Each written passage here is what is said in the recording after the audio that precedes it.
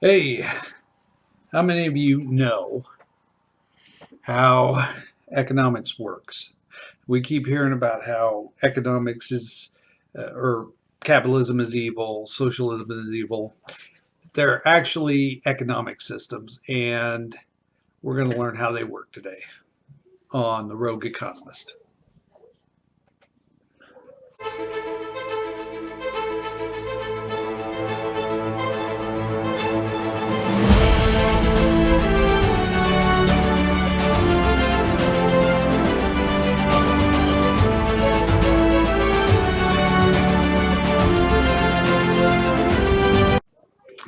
Rogue Economist back with you here.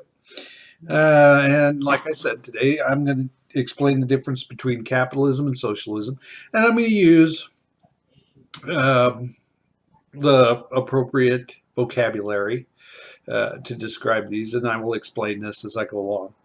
But we're going to start with the term economics. What is economics? Well, by definition, economics is the study of how people allocate their scarce resources. That's economics.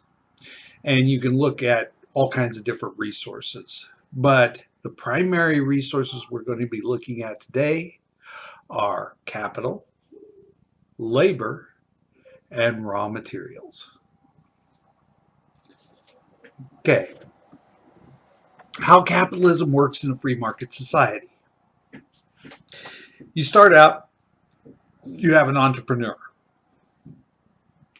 somebody who sees an opportunity in the making in a way to fulfill people's wants or basic needs. In the example case that I'm using right now, we're talking about a pie.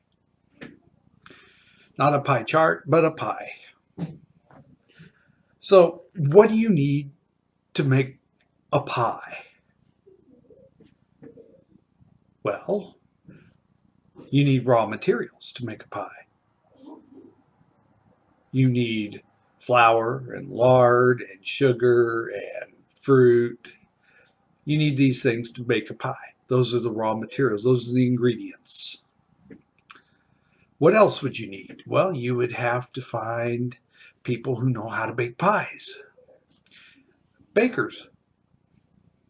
You need people to mix and bake the product. You need people with capital, the knowledge of how to do it, and you need the labor. You need the hands on people to actually do stuff. In addition, you need things like an oven and a building to house your bakery and all of this. So, the entrepreneur is the one who puts this all together. He's a businessman. He doesn't know how to make pies, but he knows who would know how to make pies. So he goes and rounds up all of these people, gets all the raw materials, gets a bakery, puts it all together, and lets them go to work. Now you have people contributing raw materials, you have people contributing facilities, you have people contributing their talent, their capability, and you have people contributing their actual labor. Now, in a capitalist market society, at the end of the labor comes the reward. You have a pie. Now, everybody that contributed to making this pie gets a piece. Some get a bigger piece than others, some get a smaller piece than others. It depends on how much you actually contributed and what the value of your contribution actually was. So if you contributed the knowledge of how to bake it, you probably got a little bit bigger piece than, say, the person who stuck it in the oven. Okay? And that's how capitalism works. It all breaks down. If you don't think you're getting a big enough piece of the pie, well, you go find another pie maker. And that's how it works. Everybody who contributes gets a share. and they get their share based on what they put into it. Okay, so that is capitalism, plain and simple. Now, not everybody in the community got a piece of pie. There are people who didn't contribute, they didn't get a piece. So, what about those people? Well, some of them didn't contribute because they didn't have any resources to contribute. We're talking about the lame, the elderly, anyone who couldn't actually contribute a resource of some kind into the pie material didn't contribute because they didn't have it to do in the first place. And this is where human nature kicks in. Socialism is a construct of Marx, Karl Marx. And Marx did not really understand human nature. But this is where human nature kicks in. People who did make this pie, people who did contribute, got a slice of pie. Okay? And a lot of the people with the bigger slices of pie said, you know what? Hey, I'm going to share it with these people. It's not their fault they didn't have the resources. I'm going to share some. In that case, they got some pie. Now, there are people out there who did have resources to contribute, could have gotten into this, and for whatever reason chose not to. Some of them wanted to keep their resources and still hoped they'd get a piece of pie. Some of them decided, that's too risky a venture. I don't want to get in on that. But for whatever reason, they chose not to participate. And some of these people, not all of them by any means, some of these people who chose not to participate, they're a little angry because they didn't get a piece of pie. It doesn't click that, they didn't participate, so they don't get one. And they hear from the socialist community that, everybody got a piece of pie. So capitalism must be inherently evil. Well, let's look at how the socialist community worked that out. And I got to get my Face ID back up here because, here we go. Okay. Socialism. Now, socialism, there's no entrepreneur. There's a leader. And the leader was chosen because he promised everybody a full pie in their larder. So, a whole pie for each individual. That's quite an undertaking. Okay, but the leader's not a businessman. He made this promise, so he's got to do something. So he puts together a group of people and tells them they need to get together and bake a pie. Okay. So they start cobbling something together. They don't really know what they're doing. Eventually somebody comes out and is like, okay, well, I'm a baker. I'll head this up. So they eventually get, and people are contributing stuff that doesn't belong in pie. It's not a good situation. So, all right, there's no real leadership. There's no focus. There's no direction. But they eventually get a pie made. Not a great pie, but a pie. Down. It's one pie for the whole crew. And the leader steps in at this point, and he takes a big old chunk of pie, about 3/4 of it. That's my pie. That's my slice of the pie, because I'm the boss. I'm the top dog. I get the big share. Now, all of you who worked on it and those who didn't, everybody in the whole community gets to share that last quarter, that last little quarter piece. You all get a piece of that.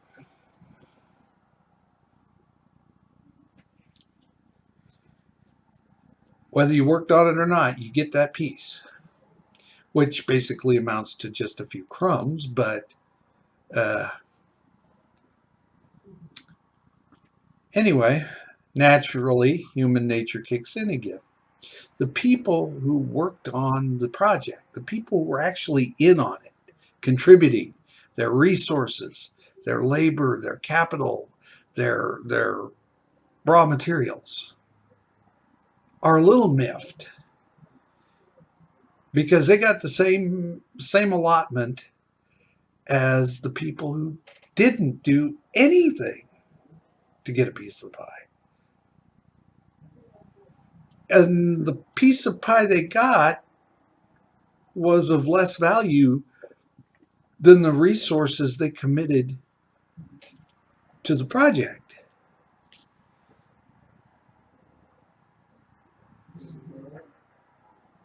And this is not sitting well with them.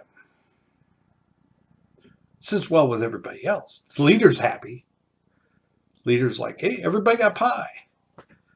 The people who didn't contribute are happy. They got free crumbs.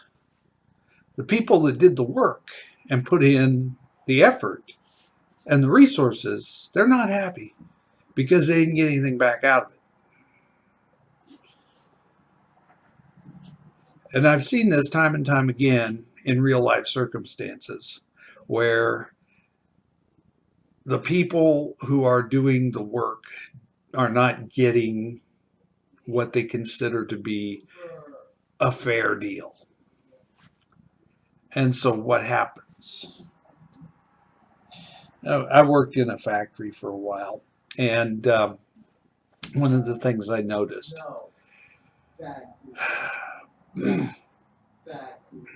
there was a rate. The factory had a rate. You had to put out so many pieces a day, and if you didn't make rate, you weren't going to be working there very long. They were just going to boot you out the door. So you have to make rate. Why did they have a rate? Socialism is kind of like that, only there's no actual rate. So you've got one guy comes in there and he barrels through it and he's good at it and he produces 10 pieces a day. And you've got another guy comes in there and he's not as good. He struggles to get, 6 pieces a day. And then you got a trainee who's only putting out 4 pieces a day. Well, altogether, they're putting out 20 pieces. This sits well with management. 20 pieces, okay, we can deal with that. So the guy on top is sitting here going, wait a minute, I'm getting paid the same as these other 2 guys. And I'm putting out their production. I'm doing the work of 2 guys here. And I'm only getting paid for 1. That ain't right. So what happens? Well, next day, his rate drops down to 6.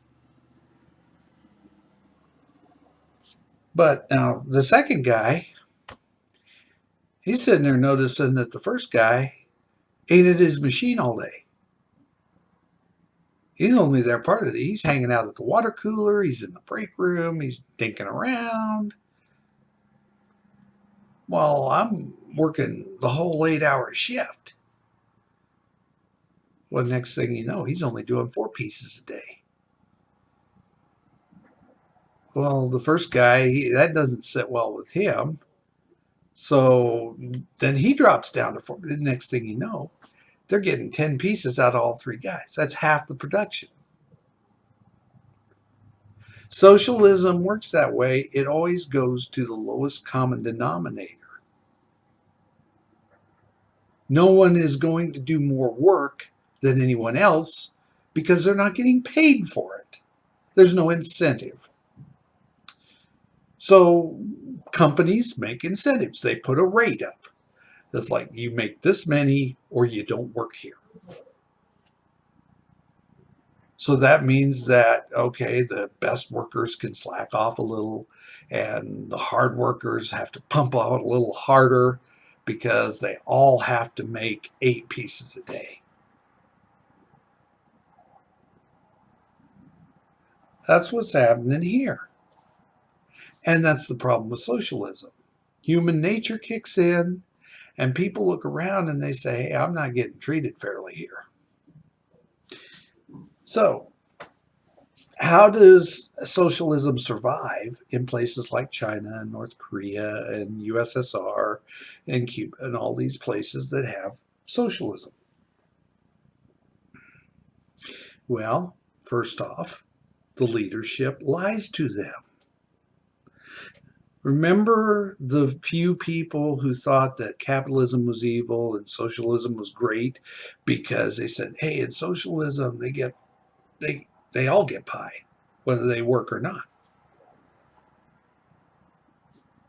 Yeah, did you notice that while they didn't lie outright, everybody got a little piece of pie? It wasn't really an edible piece of pie. It was a few crumbs. And they tell their own workers, because all of their information goes through the government, they tell all of their own workers that, yeah, in those capitalist countries, not everybody gets pie. So you have people scared they might lose their crumbs because they don't have any better information than that. So that is how socialism and capitalism differ in the marketplace.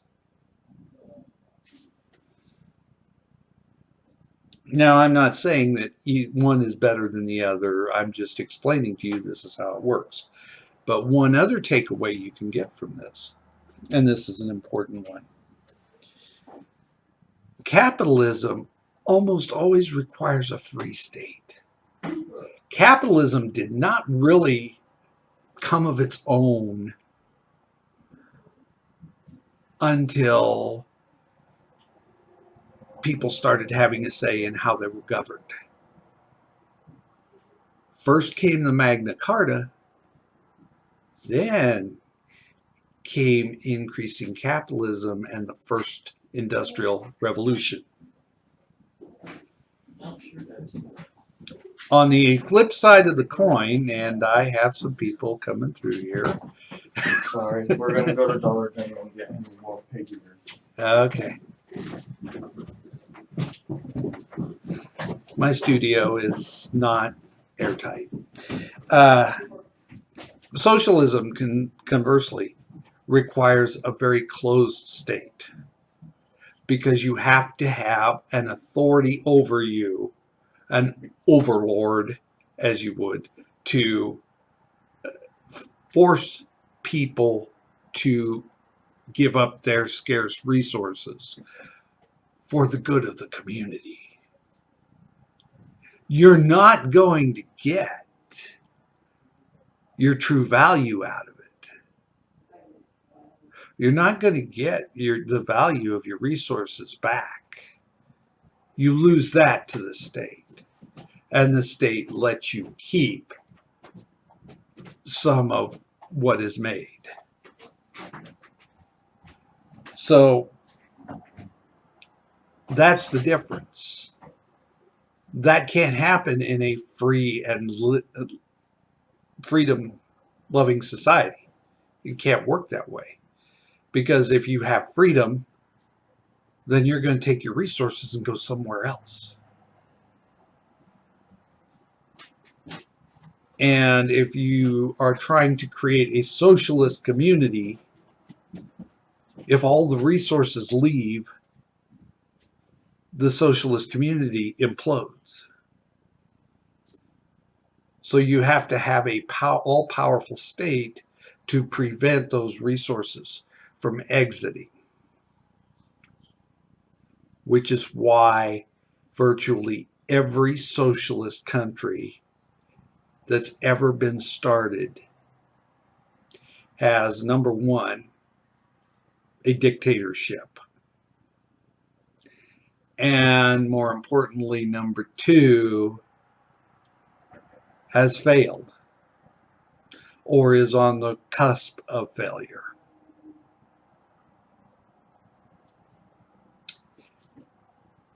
That being said, I guess I have told you that socialism is kind of bad because socialism is forever doomed to failure. And it's a lesson that has been learned time after time after time over the years. And no matter how right you're going to do it this time, socialism is socialism, and there's nothing you can do about it. Human nature is still going to prevail. People are still going to find a way to pull their scarce resources out of the socialism mix because they're looking for something better. And that too is a part of human nature that Karl Marx did not explore in any great detail.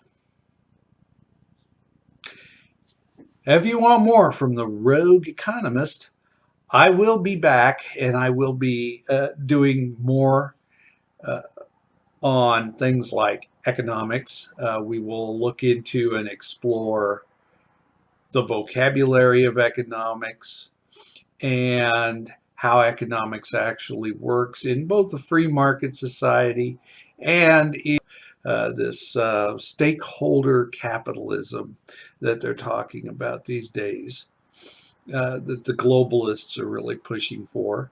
So I'm going to do a little bit of research into that, and we will we'll try to bring that to you. Until next time, this is John Robinson, your Rogue Economist.